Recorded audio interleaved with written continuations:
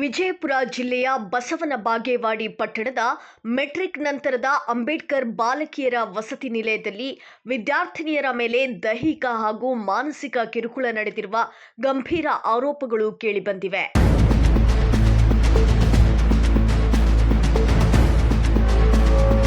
ಈ ಕುರಿತು ಸಮಾಜ ಕಲ್ಯಾಣ ಇಲಾಖೆ ಆಯುಕ್ತರಿಗೆ ಕ್ರಮ ಕೈಗೊಳ್ಳುವಂತೆ ಮನವಿ ಸಲ್ಲಿಸಲಾಗಿದೆ.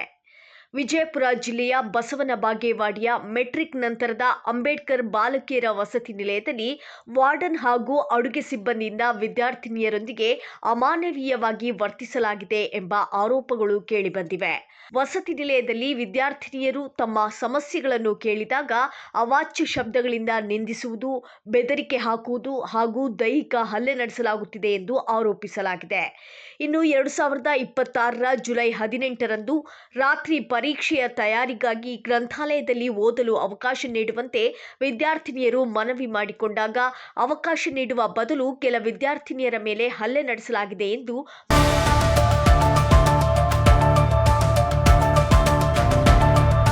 ಈ ಘಟನೆಯಿಂದ ಕೆಲವರು ಗಾಯಗೊಂಡಿದ್ದು ಮಾನಸಿಕ ಆಘಾತಕ್ಕೂ ಒಳಗಾಗಿದ್ದಾರೆ ಎಂಬ ಆರೋಪಗಳಿವೆ. ಶಿಕ್ಷಣಕ್ಕಾಗಿ ಸರ್ಕಾರಿ ವಸತಿ ನಿಲಯಕ್ಕೆ ಬಂದಿರುವ ವಿದ್ಯಾರ್ಥಿನಿಯರಿಗೆ ಸುರಕ್ಷಿತ ಮತ್ತು ಗೌರವಯುತ ವಾತಾವರಣ ಕಲ್ಪಿಸುವುದು ಆಡಳಿತದ ಜವಾಬ್ದಾರಿಯಾಗಿದೆ. ಈ ಹಿನ್ನೆಲೆಯಲ್ಲಿ ಘಟನೆಯ ಬಗ್ಗೆ ಸಮಗ್ರ ತನಿಖೆ ನಡೆಸಿ ತಪ್ಪಿತಸ್ಥರ ವಿರುದ್ಧ ಕಾನೂನು ಕ್ರಮ ಕೈಗೊಳ್ಳಬೇಕು ಎಂದು ಮನವಿದಾರರು ಆಗ್ರಹಿಸಿದ್ದಾರೆ.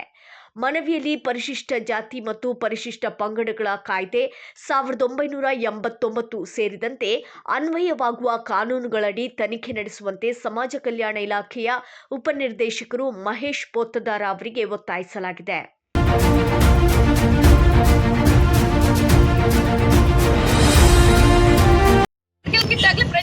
ನಮ್ಮ ಹಾಸ್ಟೆಲ್ ಅಂತ ಬಂದ್ರೆ ಎಲ್ಲ ಸ್ವಲ್ಪ ಎಲ್ಲರದ್ದು ಇರ್ಬೇಕು. ಹೊಟ್ಟೆ ನೋವು ಅಂತ ಹೊರಗೆ ಹೋಗಿ ಟ್ಯಾಬ್ಲೆಟ್ ತಗೊಂಡ್ ಬಂದಾರ.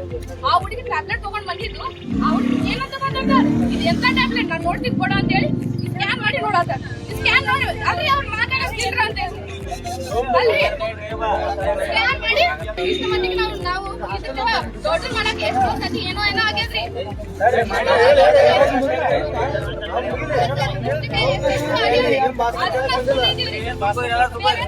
ಪೇರೆಂಟ್ಸ್ ಬಂದ್ರೆ ಮೇಡಮ್ ಮಾತಾಡೋದಾಗ ನಾವು ಮಾತಾಡಿವಿ. ಯಾಕಂದ್ರೆ ಅವ್ರು ನಮ್ಗೆ ಬೇಕಾಗಿರೋದು ಅವ್ರು ಹುಡ್ಕೋಗೋಸ್ಕರ ನಾವು ಏನ್ ಮಾತಾಡಿವ್ರಿ.